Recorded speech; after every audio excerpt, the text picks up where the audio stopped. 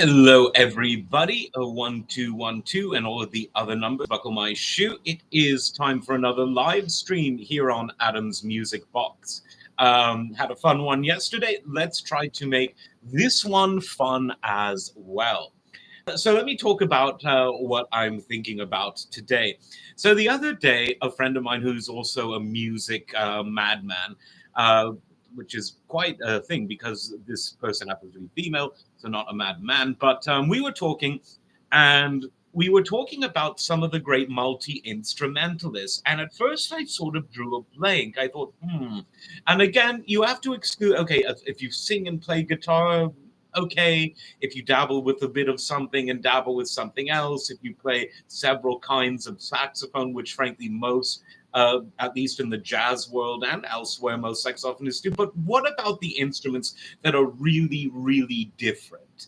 So that's sort of the metric, if you will, that I use to try to define what makes a multi instrumentalist. And the more we thought about this, the more the list kept getting longer. And hopefully, as people jump in, they'll be able to add to the list. So I've written some of these down, and let's just sort of start. Um, Anywhere. I'll start at the end. I'll start actually with someone who's come to prominence a bit more recently, and by that I mean he's been around since the 80s. He really became well known to the wider world as a drummer for Allan Holdsworth, one of his two sort of mainstay drummers. There was Chad Wackerman, but there was also Gary Husband. And he is a great multi instrumentalist because he plays keyboards and has played keyboards with John McLaughlin for close to 15 years now. He plays drums with Allan Holdsworth. He plays both instruments on his solo stuff. He's played drums with Jack Bruce, and he's truly magnificent at both. He's a great drummer and he's a great keyboardist. And while his name isn't necessarily a household name outside of musical circles, definitely check him out. He's exciting in terms of both his keyboard and drumming playing. You'll love him. So definitely check out Gary Husband. Let's see who else on the list. John Entwistle of The Who. Everyone knows him as one of the great bass players of all time, but he's also a very, very good French horn player. Just listen, for instance, to the Overture to Tommy by The Who. And his horn sort of creeps up every now and then. Although bass is his primary instrument, he's no slouch on the French horn. So there's that. Jeff Buckley, the late great Jeff Buckley, all sorts of guitars, keyboards, drums. He could really play everything, a true multi instrumentalist. One of my very favorites of all time is none other than John Paul Jones. Now, he's truly a multi instrumentalist because not only is he a wonderful bass player, but he's a wonderful keyboard player and a wonderful guitar player. He didn't really get to show off much guitar with Led Zeppelin, a bit of acoustic now and then. But in the late 90s and early 2000s, he started touring and he really played every instrument under the sun on that tour. He played bass, slide guitar, pedal steel, 12 string, 6 string, piano, every kind of electric keyboard and synthesizer, under the sun. It was sort of his coming out, sort of where he was, even though he was always a genius in Led Zeppelin, because he wasn't John Bonham, who everyone paid attention to, or Robert Plant, who was one of the great frontmen, or Jimmy Page, who was the main writer and guitar player. People sometimes forget just how great John Paul Jones still is. And these tours that he did that are luckily on YouTube, footage from those tours, you can see how in a live environment without a net, just a small band, he really is one of the great multi-instrumentalists of all time. Walter Juni Morrison, great funk and soul multi-instrumentalist. His solo albums are really good, and a lot of them now are starting to get on Spotify and the other streaming services. Before that, he was in Parliament Funkadelic. Every imaginable keyboard instrument, guitar, bass, percussion, a true multi-talented guy and a great producer as well. Steve Winwood. He came on the scene playing the organ, of course, with the Spencer Davis group. And in Traffic, he played mostly organ, but he also played a lot of guitar. Think of his guitar solos on things like John Barleycorn Must Die, where he's also playing keys and all sorts of things. You can really see if you look at the video of Traffic live at the Santa Monica Civic from 1971, you can see just how great a multi-instrumentalist he is, because he switches from piano and organ to guitar seamlessly and plays all of those really, really well. So Steve Winwood, a great polymath and also a great multi-instrumentalist. Stevie Wonder, everyone knows him as a king of the piano and synth and every keyboard imaginable, but he plays the drums as well, which obviously, as a blind man, isn't necessarily the easiest thing to do, because there's no standard setup for the drums the way you've got a standard sort of full grand piano. Every drum set is set up differently. No matter how hard you try, you can never set it up exactly the same way twice. But there's video of him playing drums, and he's really, really good in spite of having that clear disadvantage when approaching the instrument. So can't forget him. Another great keyboardist and drummer, Jan Hammer. Of course, some people will remember him from Mahavishnu Orchestra. Some will remember his work with Jeff Beck. Some will remember him as the guy who wrote the theme to Miami Vice and all of the associated music like Crockett's theme and all of that. But he played drums on his own albums just as much as he played the keys. He has a very distinctive drumming sound, and while keys are sort of the instrument where his virtuosity shines the most, he is definitely a good enough drummer by far to be considered a true multi-instrumentalist. Van Morrison. Again, I wasn't really going to include the singers who strum guitar and that sort of thing, but he plays the saxophone. And I think, as someone who's primarily known as a vocalist who can play guitar, the fact that he's a pretty good saxophonist is saying something. And so I definitely think that Van Morrison is worthy of inclusion on this list. Allan Holdsworth. Everyone just knows him as a guitar player, but he's also a damn good violinist. And he didn't record with violin much, but you can see on IOU, one of my favorite Allan Holdsworth albums, he plays a bit of violin. He played a bit of it with Soft Machine, The Man Who Waved at Trains from the Great Bundles album, and possibly his finest guitar work very early in his life, Upon Tomorrow from the band Tempest, which featured John Heisman of Colosseum on the drums. So yes, Allan Holdsworth was a violin player, and you can really see that his approach to guitar was definitely informed by his violin playing. The fluidity, the fact that the frets on the guitar seem to be an afterthought, and like the violin, the left hand just flows so freely, which obviously is much harder on an instrument like a guitar than on a more compact instrument physically like a violin. But you can definitely, when you listen to him play the violin, and when you just compare and contrast violin technique versus guitar technique, a lot of that Holdsworth magic that no one can really figure out what he's doing on guitar, maybe you should think of it more about how would you do this on the violin, and then it might make a tiny bit more sense. So the great Allan Holdsworth definitely on that list. Ray Davies of the Kinks, he played piano and guitar, so let's put him on that list as well. Who else have we got? We talked about Allan Holdsworth and his work with Soft Machine. Well, Robert Wyatt, the original drummer for Soft Machine, who at a very young age had an accident where he fell out a window at a party and became paralyzed from the waist down. But he continued in music, not only as a vocalist, but he played brass instruments, cornet, I believe was his main one, piano, guitar, and he's definitely, throughout his long post-Soft Machine solo career, definitely someone I would consider a great multi-instrumentalist. Rory Gallagher also played saxophone. Everyone knows him as the great Irish blues rock guitarist, but he also played saxophone. Patrice Rushen, or Rushen rather, R-U-S-H-E, one of the great artists of the 20th century. Everyone even if you don't know her name, you'll know the song Forget Me Nots, which was sampled by Will Smith for Here Come the Men in Black. But she's a lot more than that. She has been sampled by so many hip hop artists across all of her songs, like Settle for My Love. But she's her roots are as a great jazz pianist, but she plays so many other instruments, guitar, every kind of keyboard imaginable, percussion instruments, a true polymath, a great arranger, a great composer, a great jazz improviser, and someone who had, of course, a lot of success in sort of the funk and soul R&B genres. So don't sleep on her at all.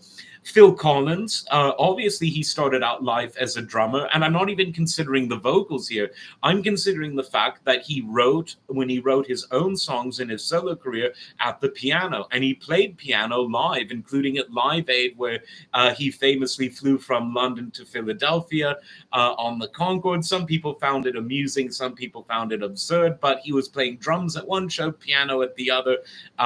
If that's not a transcontinental multi-instrumentalist, I don't know what is.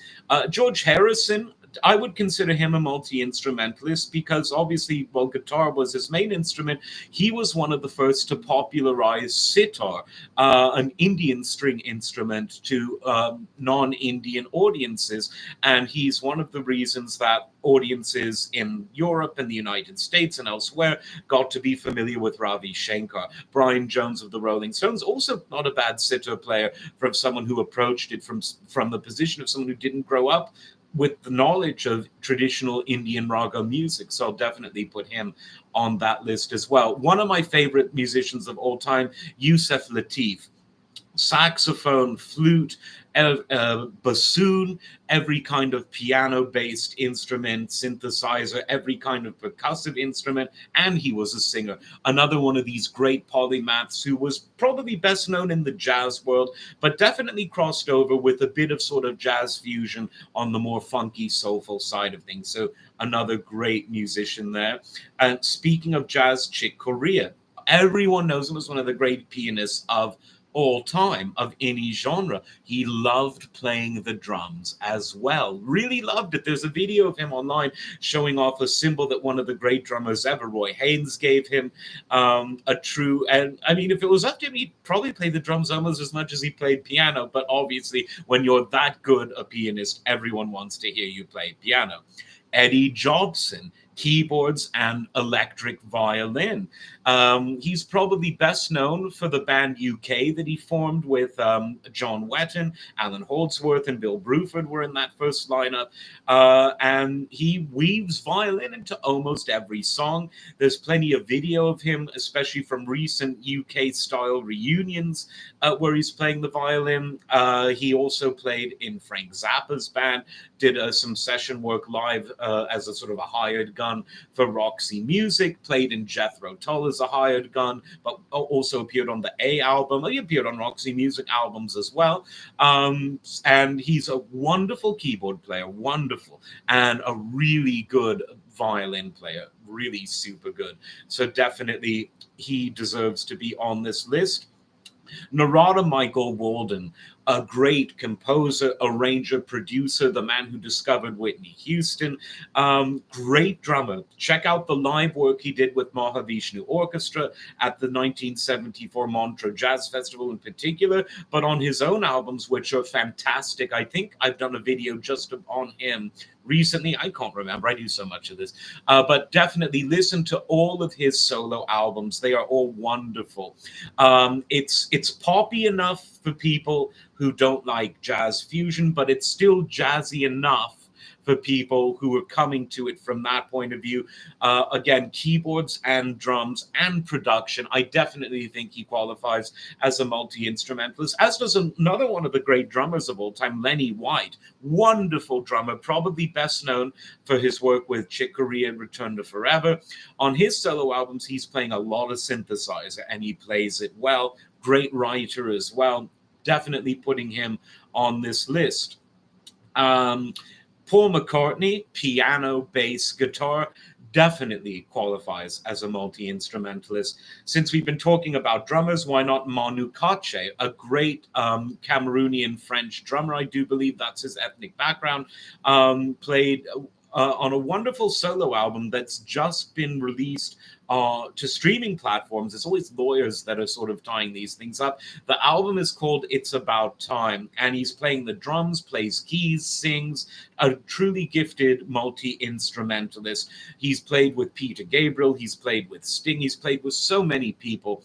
Definitely deserves to be on this list of great multi-instrumentalists. I was debating whether to put the players of the Chapman Stick that we did a stream on yesterday about on this list, but I definitely think the Chapman Stick is different enough from your traditional guitar or bass that Alphonso Johnson and Tony Levin, the great pioneers of the stick, along with Emmett Chapman himself, the inventor, I would put them on this list as multi-instrumentalists because the stick really is its own thing.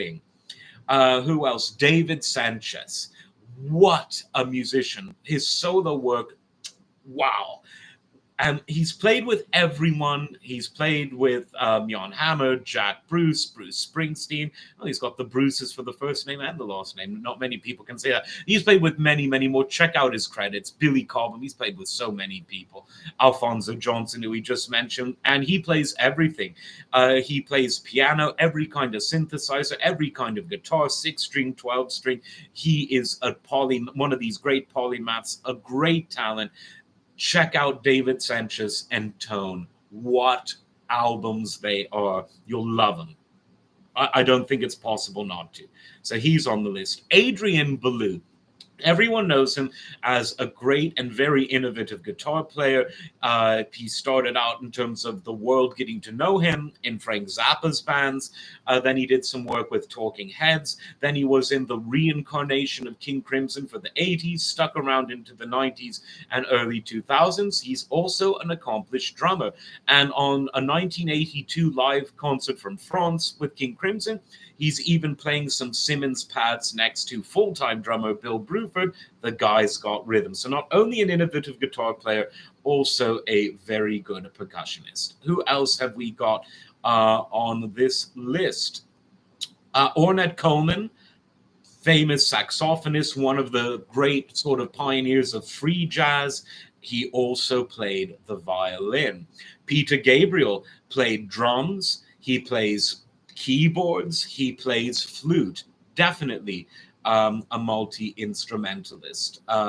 Let's see who else. Prince, wonderful guitar player, also really good on the keyboards. 100% deserves to be on the list. David Gilmour played a bit of saxophone. He's got better at it in his later years. So it just goes to show you that you're never too old to learn. Ian MacDonald from King Crimson and Foreigner, all sorts of keyboards, can play guitar a bit, and every kind of saxophone under the sun. Wonderful solo stuff as well, quite rare, but definitely try to get your hands on some of his solo work. It's really good. He's done great work with Steve Hackett, but obviously most well known for his King Crimson stuff and his many years with Foreigner, where he played on their finest albums. Let's see who else we've got on this. Like I said, when I was at first I was stumped. I thought, and then once they came, they just started flowing. Patrice Rouge, we've got her. Who's next? Jonathan Cain of Journey. He plays guitar and keyboards. I definitely think he deserves to be on this list. Super talented guy. Glad he seems to have resolved some of his lawsuits with the great Neil Schon. Now, how can we forget Tom Scholz of Boston?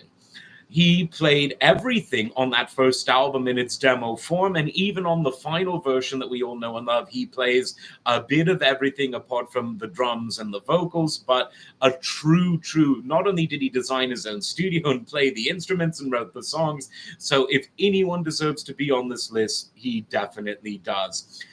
Jack Bruce started out life as a cellist, almost became a professional classical musician, then became well known for playing the upright contrabasso, the electric bass guitar, piano, and all sorts of other things. Maybe he even played cello with Frank Zappa.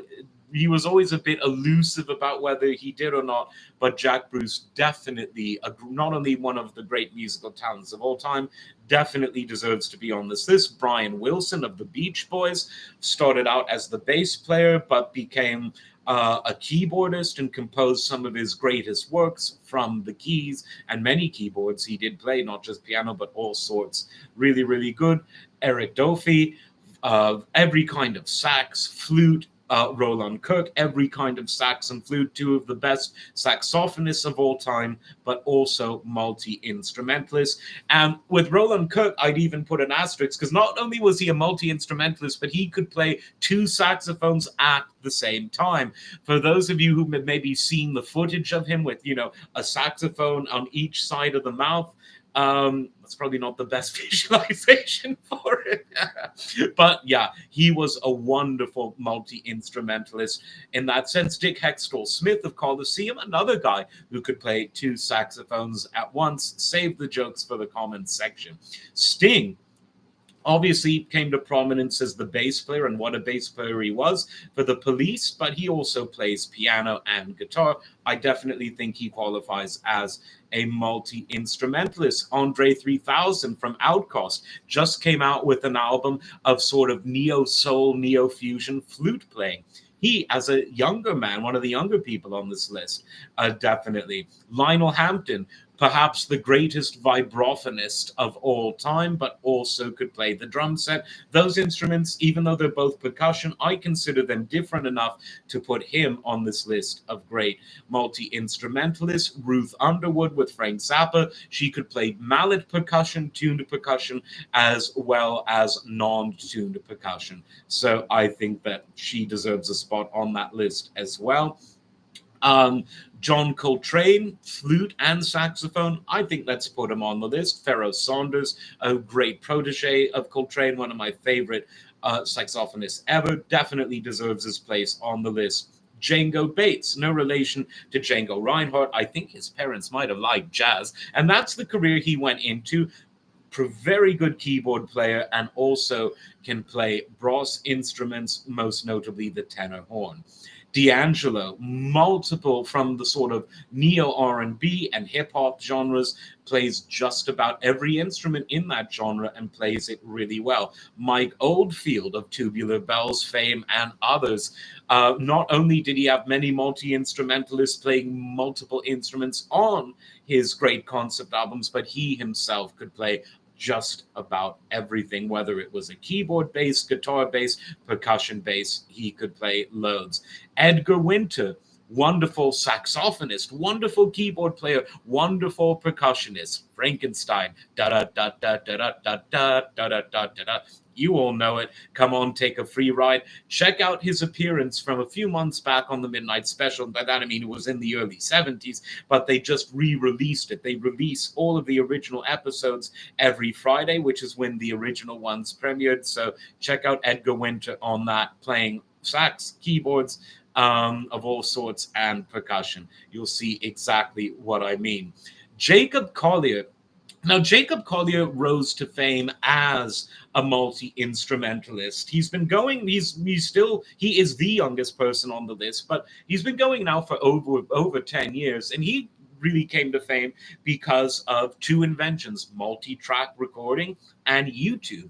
And you'll know as the person who harmonizes with himself, plays keyboards, plays trumpet, saxophone, drums, bass, guitar. He plays everything. I mean, it's probably a shorter list of instruments that he doesn't play, and he's still going strong, plays many of them live.